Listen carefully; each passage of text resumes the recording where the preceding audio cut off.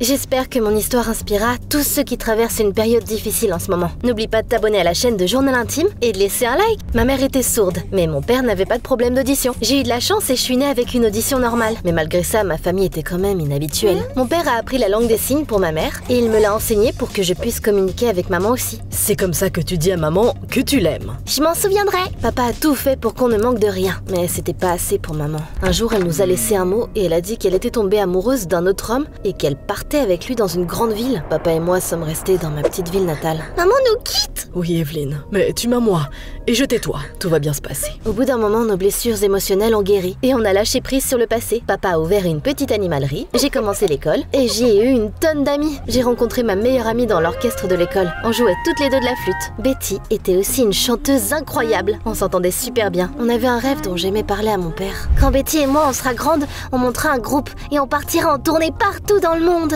Oh, tu laisseras ton vieux tout seul? Non, je veux devenir célèbre et voyager beaucoup. C'est grave? C'est merveilleux, Evelyne. Fais de beaux rêves, ma petite rêveuse.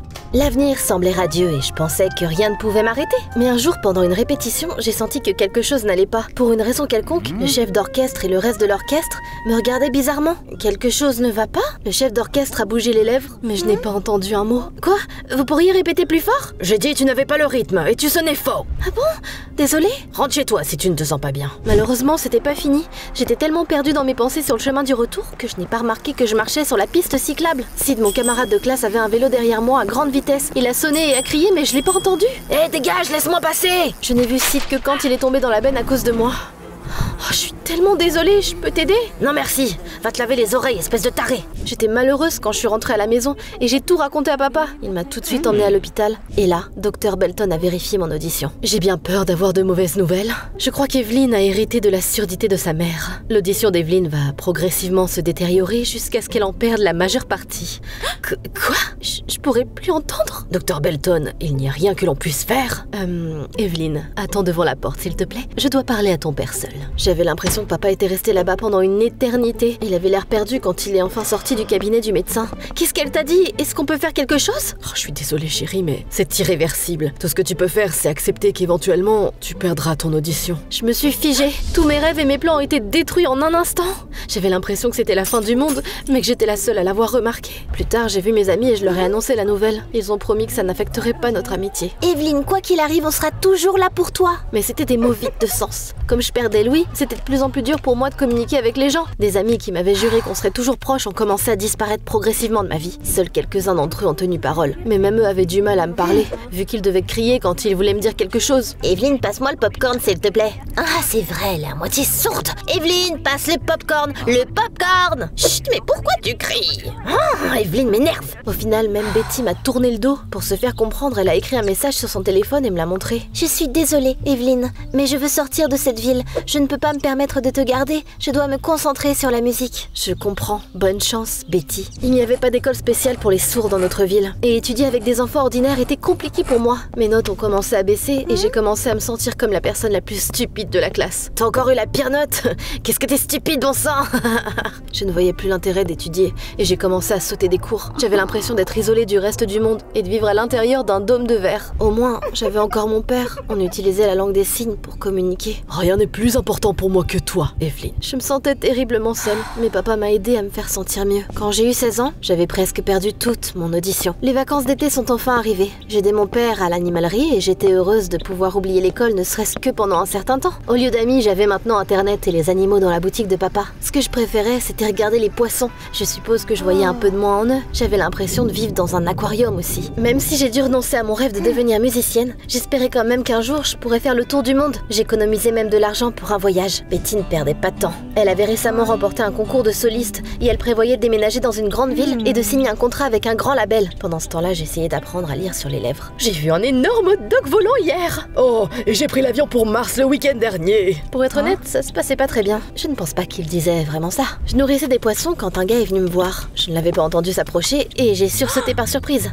Oh désolé, je voulais pas te faire peur. Je suis sourde, je ne sais pas ce que tu dis. Oh, attends une seconde. Le gars a sorti son téléphone et il a écrit qu'il s'appelait Adam et qu'il venait d'arriver dans notre ville pour l'été pour rester avec sa sa famille. Adam cherchait une sorte de cadeau pour son cousin. Après avoir réfléchi un peu, j'ai suggéré qu'il achète un poisson rouge. Avant de partir, il a écrit qu'il cherchait des amis dans la nouvelle ville et il a proposé qu'on aille traîner ensemble. Bien sûr, je lui ai demandé s'il était d'accord avec le fait que je sois sourde et tu sais ce qu'il m'a dit? Je n'y vois pas d'inconvénient, t'as l'air cool. Je m'en fiche si tu entends ou non. Sa gentillesse et son sourire sincère ont fait fondre mon cœur. J'ai accepté de le revoir sans hésiter. Papa et moi étions toujours meilleurs amis. Mais dernièrement, j'avais l'impression qu'il me cachait quelque chose. Par exemple, ce jour-là, papa est rentré très tard. Quand je lui ai demandé où il avait été, il a dit qu'il avait été à la salle de sport jusqu'à minuit. Mais je savais qu'il mentait. Puis, j'ai vu papa parler à quelqu'un au téléphone. Et j'ai même essayé de lire sur ses lèvres, mais je n'ai pas réussi. Le lendemain soir, je suis sortie avec Adam. C'était la chose la plus romantique qu'il me soit jamais arrivée. On marchait sous les étoiles, rougissant quand nos regards se croisaient et on savourait chaque seconde. On utilisait nos téléphones pour écrire des messages et parler. Je joue vraiment bien de la guitare et j'adorerais chanter pour toi, mais... Je lui ai dit que je donnerais n'importe quoi pour entendre sa voix. On a parlé et après à se connaître, jusqu'à ce qu'on n'ait plus de batterie. Adam m'a raccompagnée chez moi en silence. Je me sentais à nouveau impuissante et coupée du monde entier. Mais là,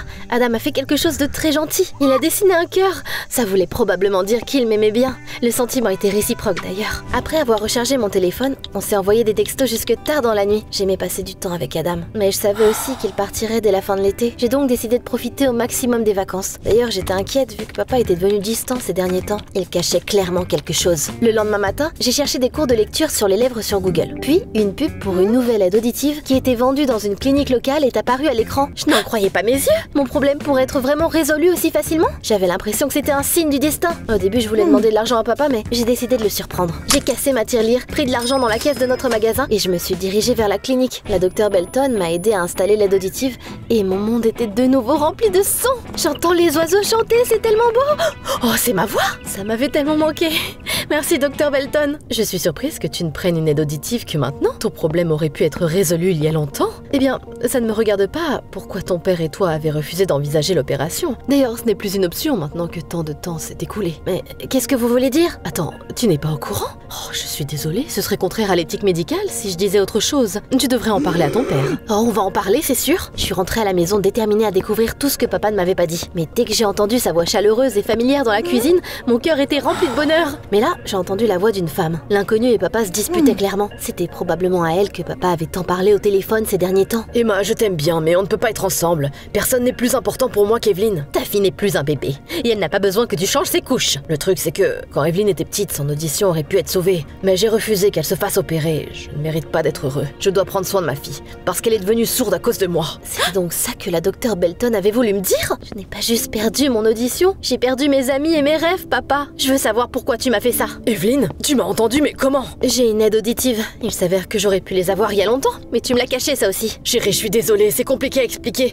Mais quand ta mère est partie, il ne me restait plus que toi. J'avais peur que tu deviennes une musicienne célèbre et que tu me quittes aussi. Puisque tu étais sourde, on avait un lien spécial. Personne dans toute la ville ne connaissait la langue des signes à part nous. J'étais sûre qu'on resterait toujours ensemble. Est-ce que t'as une idée de ce que j'ai traversé? Mais comment t'as pu être aussi égoïste? Je ne voulais plus le voir. Je suis sortie de la maison et j'ai envoyé un texto à Adam pour lui dire que je voulais qu'on se voie. Il m'a répondu qu'il était à la fête de son cousin et il m'a dit que je devais me joindre à eux. Quand je suis arrivée chez eux, j'ai réalisé que le cousin d'Adam était Sid, mon camarade de classe. Pourquoi il fallait que ce soit lui? Je supportais pas cette brute. Il y avait beaucoup de gens à la fête que je considérais comme mes amis avant. Ils m'ont tous regardé avec pitié et confusion. Qu'est-ce qu'elle fait ici? Puis j'ai remarqué Betty et je lui ai fait signe. J'essayais d'être amicale, mais au lieu de me répondre, elle a détourné les yeux et elle est partie dans une autre pièce. Je me sentais dégoûtée. J'ai essayé de trouver Adam, mais il était introuvable. Puis Sid s'est approché de moi et il a mis son bras autour de mes épaules. Une fille sourde à ma fête, hein? On va bien s'amuser, tiens. Les gars, vous voulez entendre un secret que notre douce Evelyn ne découvrira pas de toute façon? J'ai jeté le poisson rouge qu'Adam a acheté à son animalerie dans les toilettes. Mon cousin a dragué Evelyn parce qu'il pensait qu'elle serait une cible facile. Elle a probablement une très faible estime d'elle,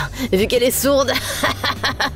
J'ai repoussé Sid, mais je n'ai rien dit. Je voulais juste sortir de là. En essayant de quitter la maison, j'ai ouvert la mauvaise porte et j'ai entendu quelque chose que je n'étais pas censée entendre. Evelyn est sourde, elle a cru à mes mensonges. Je lui ai dit que je pouvais jouer de la guitare et chanter. Elle ne pourra pas le vérifier de toute façon. On était meilleurs amis, mais je suis contente qu'on se soit séparés il y a longtemps. Jamais les mots ne m'avaient fait aussi mal que ce jour-là. Il n'y avait pas une seule personne dans ma vie à qui je pouvais faire confiance. Traîtres! Vous êtes tous des traîtres! Evelyn, t'as tout entendu? Chaque fichu mot! J'aurais préféré ne jamais avoir acheté cette aide auditive stupide. Je l'ai arrachée de mon oreille et mon monde est redevenu calme.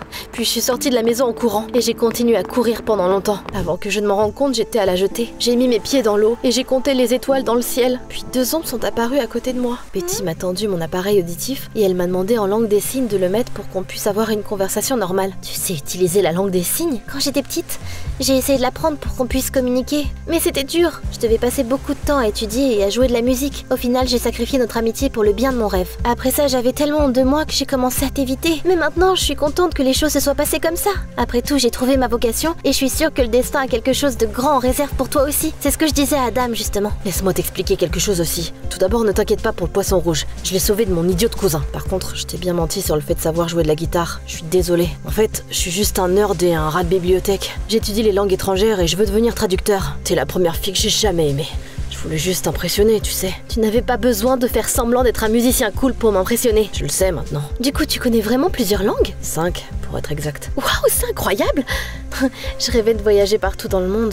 Je suppose que je vais devoir t'apprendre une chose ou deux. Quand je suis rentrée à la maison, j'ai dit à papa que je lui avais pardonné. Malgré tout, c'était un père aimant et il méritait de sortir avec Emma. En plus, j'avais fini par accepter le fait que je ne serais pas devenue une grande musicienne il y a longtemps. Et alors, peut-être que Betty avait raison et que le destin avait vraiment quelque chose de grand en réserve pour moi. Adam et moi avons commencé à sortir ensemble. Il m'a appris des langues étrangères et je lui ai appris la langue des signes. J'ai appris à aimer et étudier à nouveau. Et j'ai réalisé combien d'adolescents pouvaient se retrouver dans la même situation que moi. J'ai créé un cours en ligne pour enseigner la langue des signes aux gens, afin qu'il soit plus facile pour les amis et les parents de personnes sourdes de les comprendre. Au bout d'un moment, Adam est retourné dans sa ville natale. Mais on ne s'est pas éloigné, on se voit souvent, et on veut partir en voyage ensemble. Récemment, Betty nous a offert des billets pour son concert au Japon. J'ai eu beaucoup de mal dans ma vie, mais je regrette rien. Il y a des difficultés qu'on ne peut pas éviter, mais on est les seuls à décider si les difficultés nous détruisent, ou si au contraire, elles nous rendent plus forts.